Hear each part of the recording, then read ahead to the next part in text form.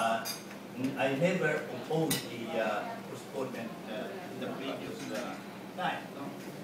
But in the case of the postponement during January, it was because there was the pending enactment of Republic Act 1954 that called for plebiscite. It was the plebiscite that caused the postponement because it would coincide with the scheduled election.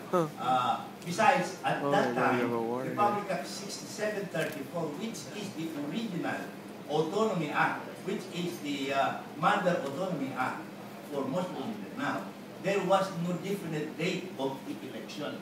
It is, however, different in the case of Republic Act 1954 because this act definitely says it is on the second Monday of August that the election of regional governor, vice governor, and members of the regional legislative assembly be held. And so there is already a different stipulation in the present expanded autonomy.